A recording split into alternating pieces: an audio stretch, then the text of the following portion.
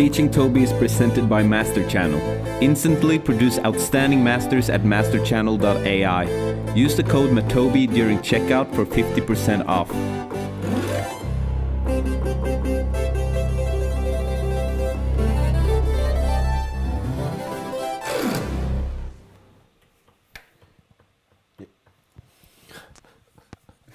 What am I doing in this cabin with Matoma teaching me music production? Well, I'm Toby and I'm part of a DJ duo with my girlfriend. But producing music? Oof, that's hard. Welcome back, boys and girls. And, welcome back. And we're here at the most exciting masterclass. yeah, Teaching Toby. how's it going with you? How's it going with me? Yeah. No, it's I'm currently like learning. It's a process, you know. It's a process, yeah. Since last time, I've been working on I tried to work on my drop, or I was supposed to work on my drop and my pre-chorus. And your 3-layer kick. Yeah, but do you remember the chords we did? That was 2 euro synth. Or €2. Yeah, I remember them. Yeah, and you said that we were supposed to, make something, and whatever you do, stick to your, Plan. Yeah. Yeah, I took that plan and I dumped it. It was actually all day today. It was the hardest day, man. It was so hard. I tried to change it up. I tried to do like this.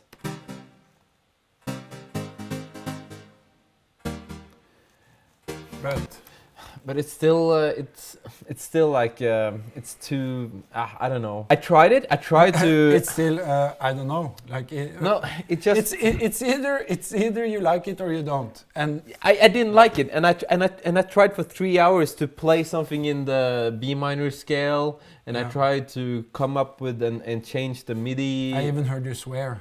Yeah, I did. Yeah, and I just couldn't do it, and it was super hard. So I had to go to Splice and find the sample. Okay. Yeah, I had to do that, and that's okay because you're in a learning process, and even like going to Splice, as long as you didn't just take the sample and put it into your drum. That's exactly what I did.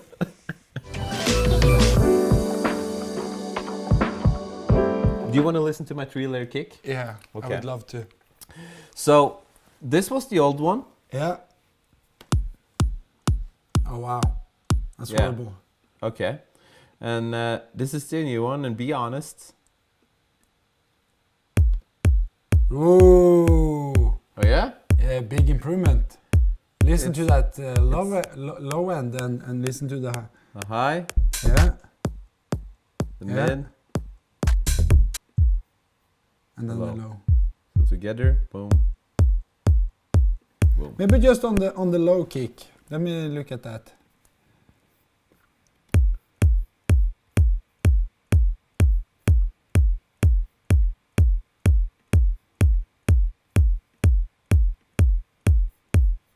Yeah. There you go. Okay, let me listen to the. Ooh. I tried to add like some bass to it, but yeah, I can hear it. It's so much more fuller. So ooh. Can I listen to it with the old kick compared? Yeah. Oh, night and day. Yeah. Night and day. So what I would do like here is having the first 8 bars with the first kick you had, and then and also take away the sub bass, and then on the next 8 bars, when the intro is kind of finished, you complement the track with the sub bass and the 3-layer kick. Really? Yeah. Oh, that's creative. I like that.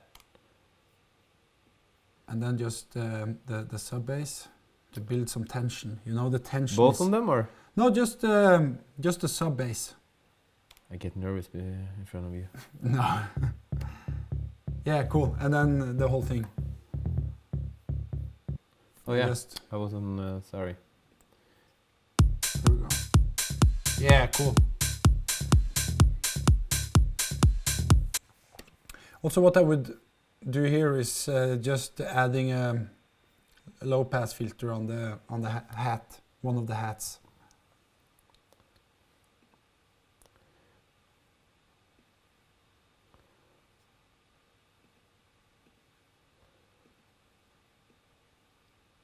I don't know how deep though, but Yeah, around that's, there maybe. And then slowly just increase it.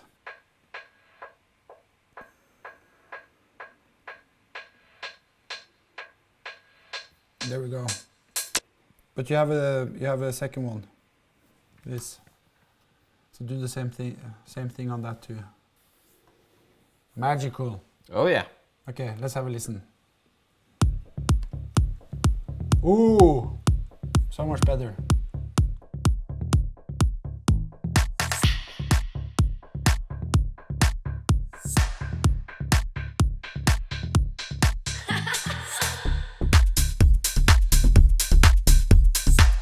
Ooh. Get me girl.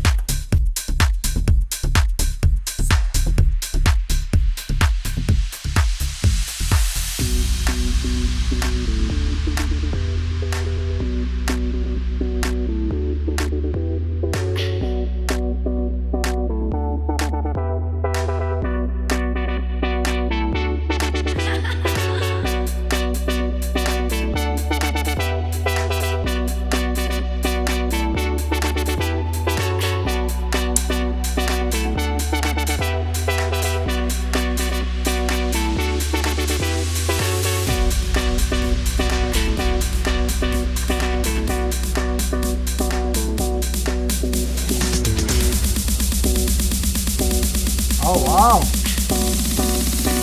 Toby's in the house! Come on! Yeah, no, the drop isn't the drop isn't working yet. But that's what I'm wondering about. Like, what's the secret with drops? So to make it like.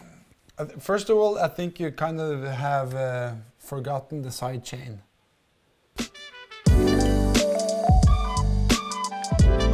So basically, a sidechain is a LFO tool where you phase out the frequencies in a beat. So Yeah. So you can either phase it out like in like notes, 1 8 note, 1 4 note, 1 16. Yeah. It depends on like your. Because I know that In house, it's very important to have a sidechain to give room for the bass and the kick. So you sidechain the bass and you sidechain like some of your synths to make room and give like the dynamics of the umph. Yeah. So it kind of bounces more, you know. It feels more alive. So you can either do that by putting on like a plug-in. Yeah, because I have like I have a Nicky Romero's $10 or what it is Kickstart plugin. Yeah, that's a sidechain. Yeah. But if you don't have that $10 kick plugin, I can show you how to make a sidechain.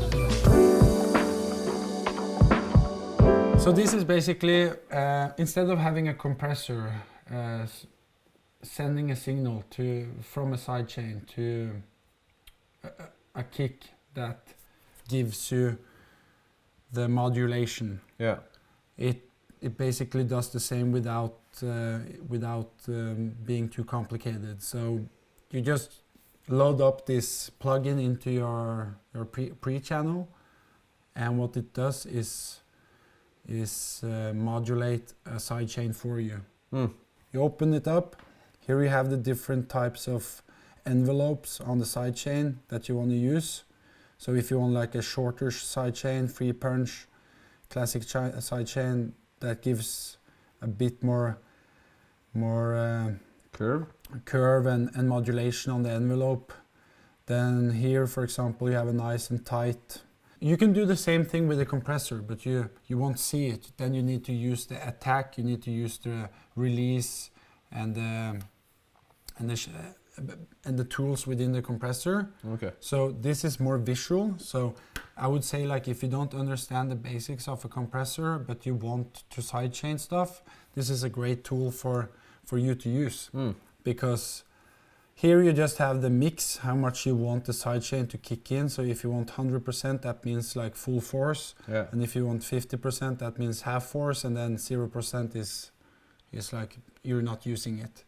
So I would say like on the chord progression you're having, the synth that is playing the chords, Yeah. I would probably have a classic chain and add between 30 and 45 to 50%. So maybe like around 42, 43. And then on the bass. Could I hear how it sounds like? Yeah. And then without. Yeah. So it bounces more. Yeah. Yeah. So Gives it a little bit more energy as well. yeah, it brings it it brings it more alive, because it's a bit silly to say, because it doesn't bring more dynamic to it, but it tricks your ear to think that there's more dynamic there, because you're creating an illusion of an envelope and modulation on the synth. Yeah. Huh. So it feels more alive. But so basically, like if you record a synth, Yeah. now this is a synth, but it's a piano,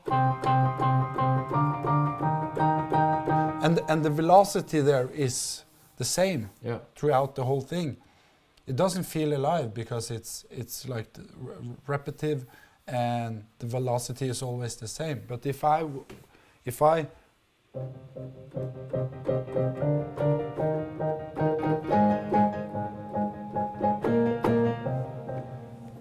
So you can create that also with a sidechain, but then it follows. So with the sidechain, it's here I control my velocity, but with the sidechain, it's algorithm based on notes.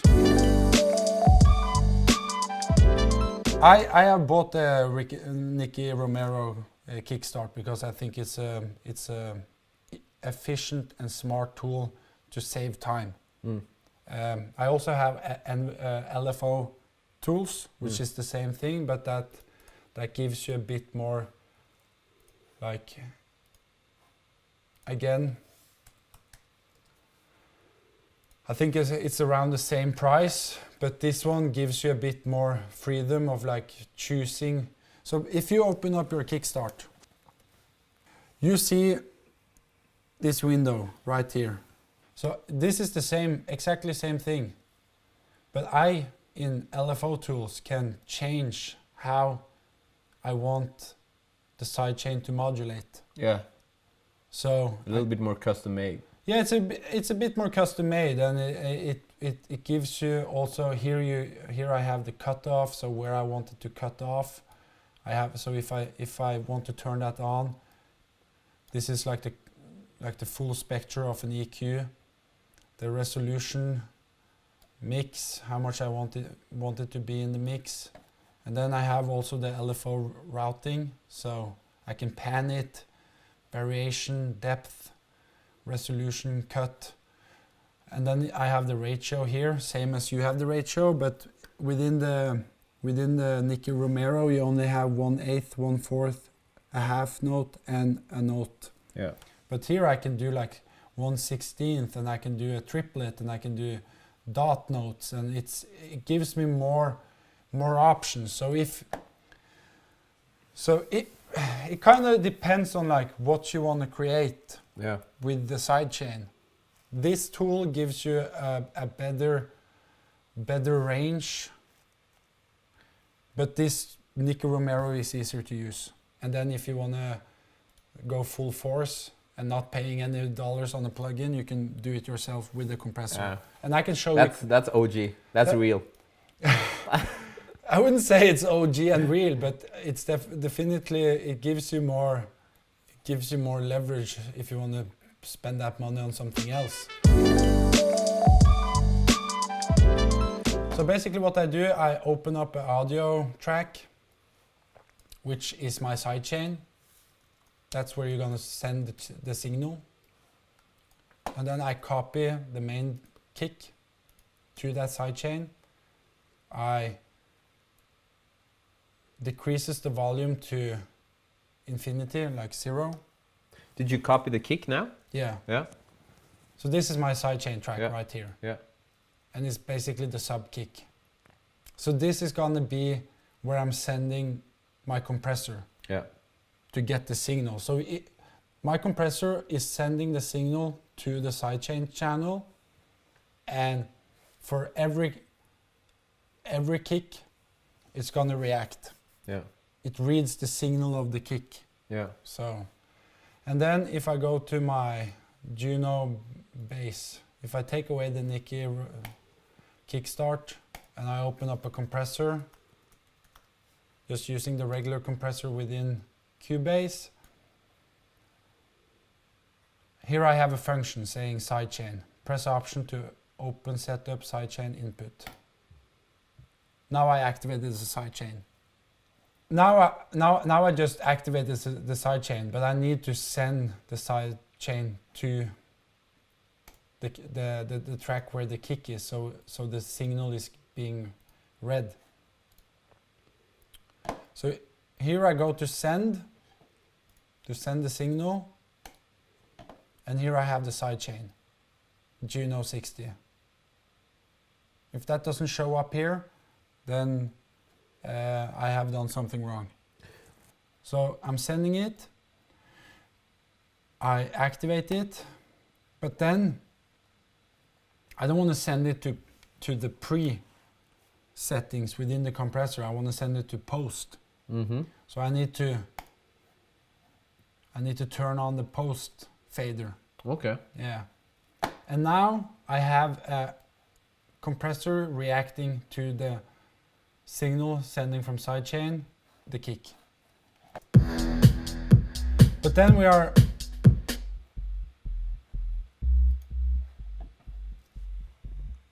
so without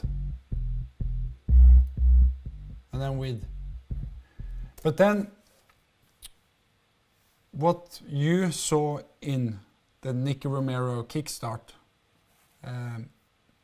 plugin, I need to manually do with the ratio, attack, hold, release, and threshold. Okay. So then you need to understand the basic concepts of a compressor to get the value out of it.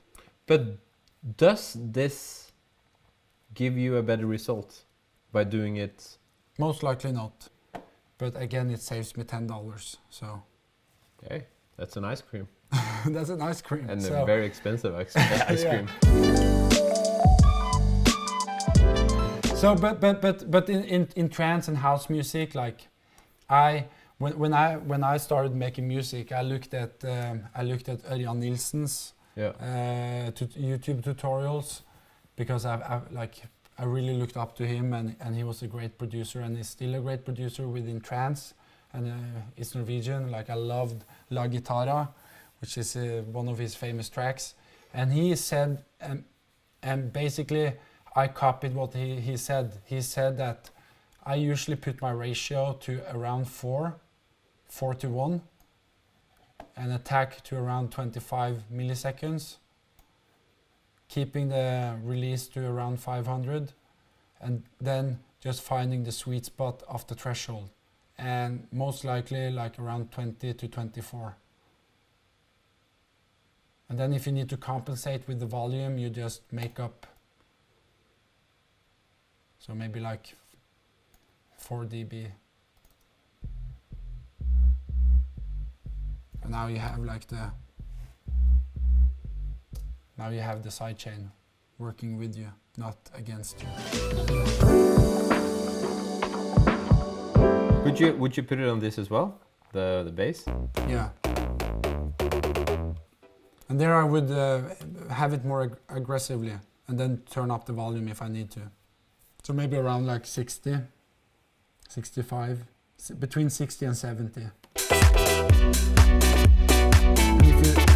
It depends on your kick, how long your kick is, because basically like what it's doing is it's automating a volume decrease. Yeah, well, With my the- kick is half, so it's around here, but we could try. Yeah, so maybe this then, like the mids chain, and then around 65.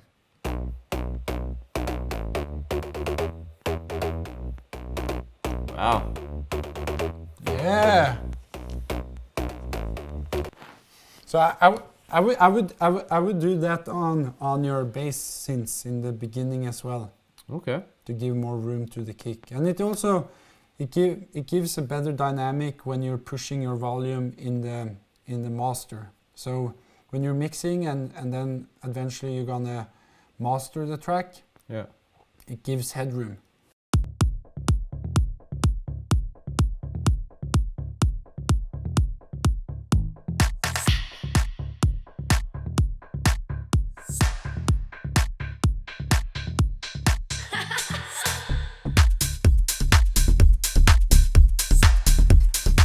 Bounces more. You know, that's so great about music. You don't have to say anything. You just have to smile, and then you know we were on the right track.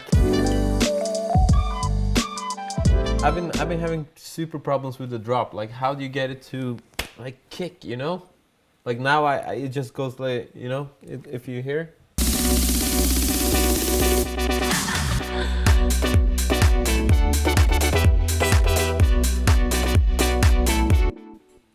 It misses something. Yeah, you're missing low frequencies like a sub bass. So Yeah. I would probably like implement the fat bass you had in the beginning, real fat, Yeah. playing like the. So you have the kick on the one, Yeah. 1, 2, 3, 4, 1, 2, 3, 4, and then on the half beat, like on the back beat Yeah. of the kick, you have like a bass playing the umph. So you have. Wow.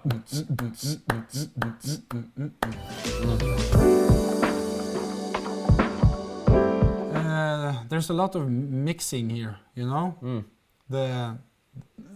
First of all, I'm not a big fan of the headphones you're using, because I feel these headphones are great for DJing. Yeah, that's what I use them for. But when it comes to like sitting on a computer and the value you're getting of, because they are very they give character to the mid frequencies a lot. Yeah. Because when you DJ, you want to hear what you're DJing, and usually it's around the mid frequencies you need to hear it. Yeah, yeah.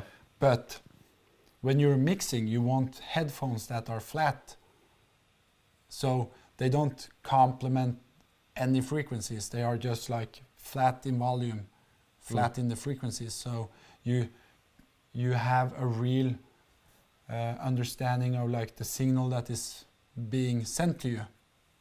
Would you say that's So these one headphones, of the most important assets you can have when making? I would say like buying a good audio device where you have a sound card that gives you the right tools, but also having some good reference headphones, Yeah. and having some good monitors is a really good investment. Yeah. So, and you don't need to go crazy when it comes to the budget. Like, for example, like the two sound card we are having right now, I basically, I didn't know much about sound cards around like $80, $100. So I went online. Google was my help. So I went to Google and I researched some of the sound cards that were around $100. And I discovered there's a lot of people that have knowledge about sound cards, that give proper reviews, and they give they tell you like, oh, this is good about the sound card, this is not good about the sound card. It's the same with speakers and headphones. But like your headphones, how much are they? Oh, around $150 or Yeah. something like that. These headphones, Audio Technica, around $100, 110. Mm. These two in the studio, it's night and day. Yeah. Night and day. Like these are balanced. They replicate as like the sound wave that is coming from the sound card or from your laptop in a very real and authentic way. So they don't push us any sounds or they don't push us any frequencies. Yeah. But the headphones you are having, they are very mid frequency heavy. Yeah. And that's going to be an issue if you're going to mix. So I love these. They are cheap, great headphones to if I'm on the road, put them on, and your mixes are great. The only thing I can say about these is that they tend to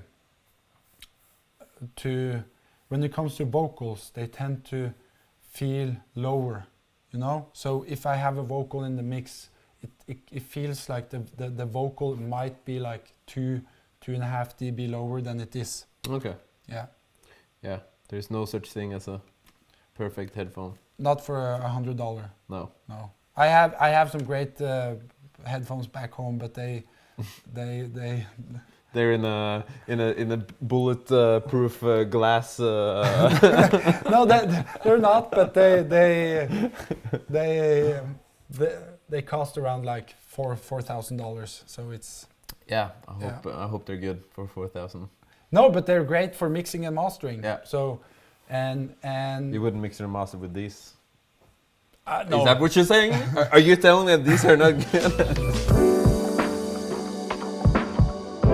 Speakers. I don't work with speakers. I don't have them. I only use headphones. But if I would invest in some, I get the feeling that they're super expensive and. They're super expensive if you don't know what you're looking for. It's the same like if you go to the grocery store and you don't know the difference between quality bread and loaf. Loaf. Loaf. Yeah, the white bread we have here in Norway. Yeah, the white bread. Yeah, so you just know the different ingredients to look for in a speaker. Mm. And like over the years I've had KRK, I've had Adams, I've had Focal, I've had like Dyna Audio, and the speakers that have been like for me most out of the value when it comes to price is Focal. Mm-hmm. Yeah, the French, the French speakers, because I don't know. It's just like if you. But what you need to think about when you buy speakers is the room you're sitting in. Is it like when it comes to the acoustics in the room? Have you treated the room acoustically? So you limit like the frequencies traveling in the room. Have you optimized like the floor with carpets? Do you have curtains, for example, to limit like the frequencies? Because when you are sitting in a room and you have speakers and you feel like, oh, it's booming, like it's hard to hear the bass, it's hard to hear the vocal. It's because your room isn't designed for the speakers. So the first thing you need to do is treat the room acoustically. So I have acoustic plates around in my studio, and I need to have bass traps in the corners. I need to have, okay, so my speakers are here, then I know that I need to have some acoustic plates behind me. I need to have some above me, because if I don't, then the volume and the sound waves hitting me is going to be reflected in the room, and it's going to create noise, it's going to create feedback, it's going to create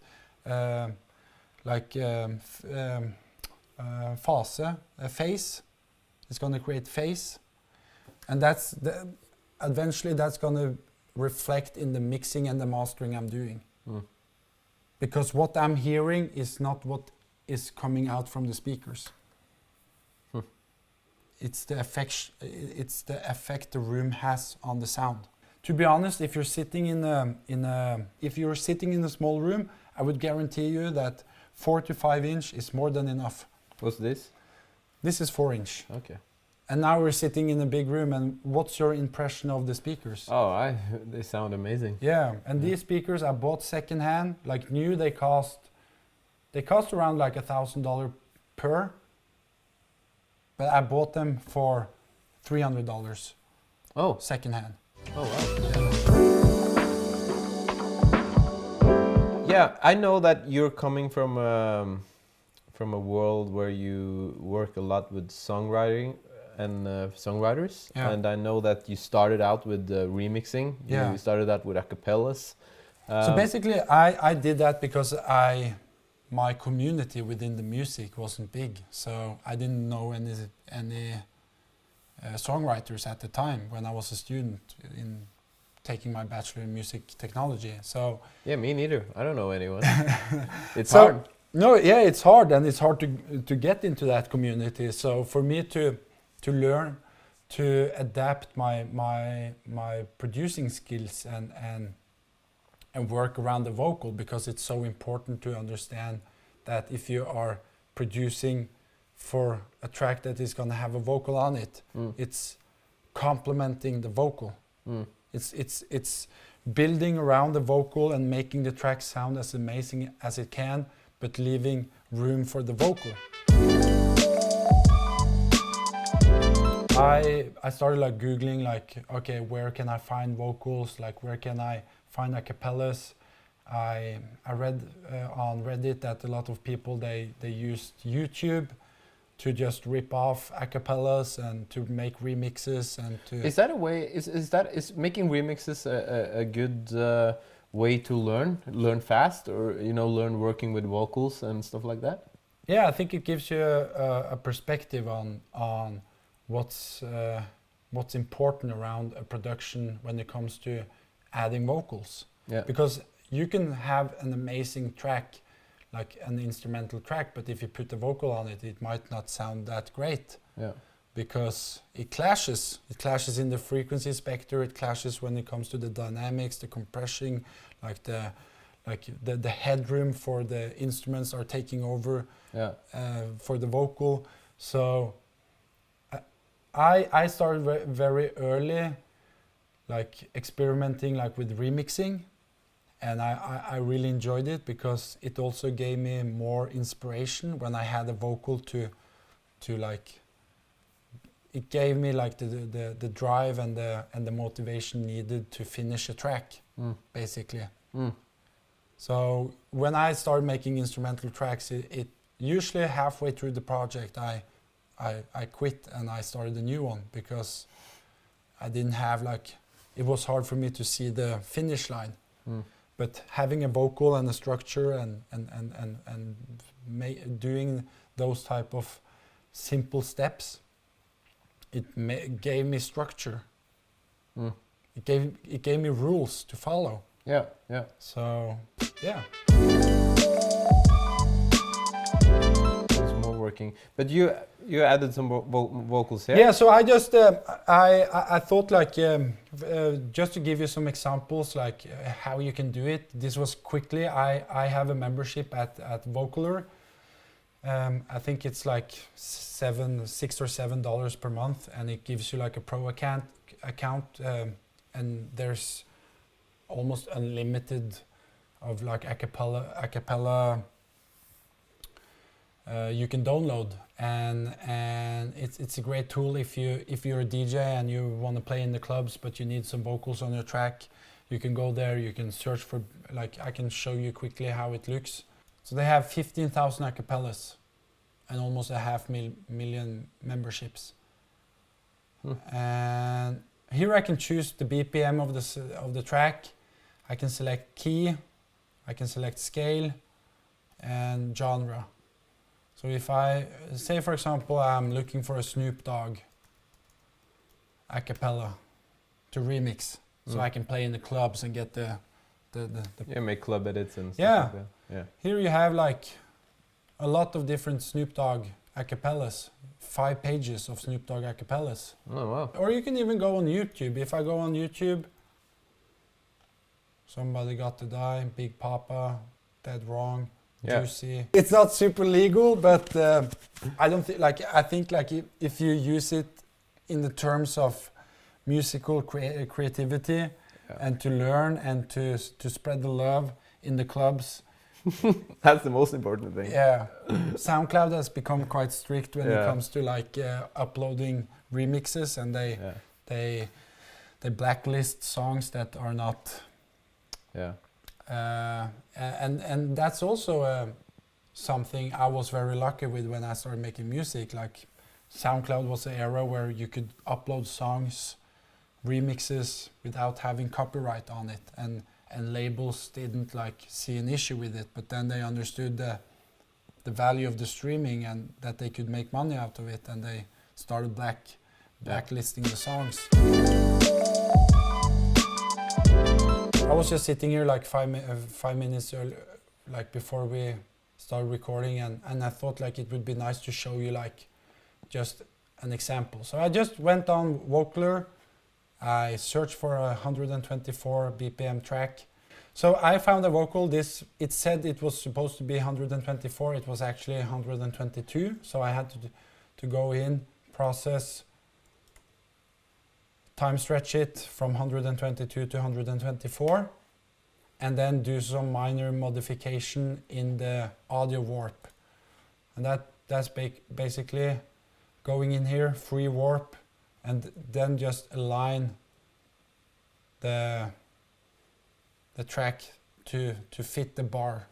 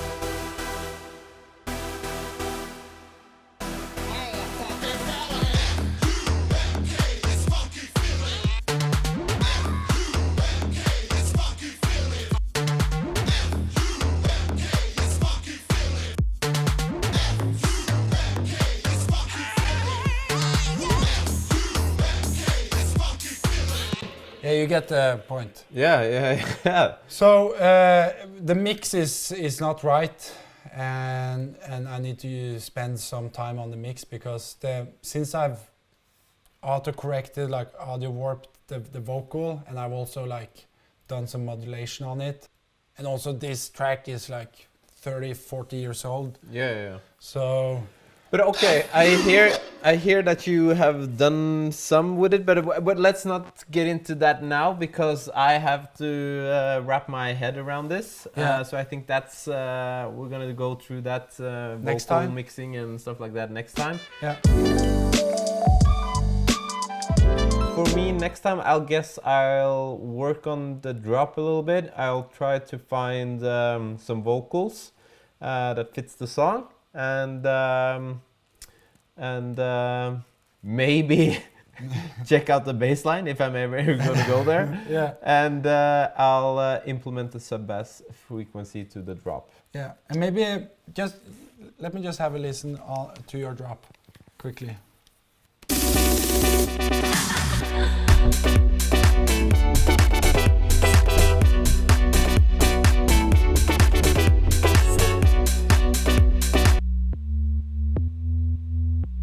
Yeah, I think it's this. Is it bad?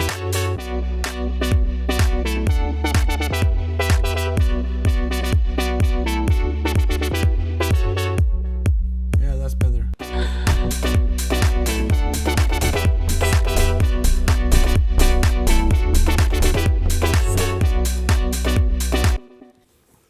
I would probably not. You're using like a sustainable bass, and I would probably like. I would probably. You're playing like single notes.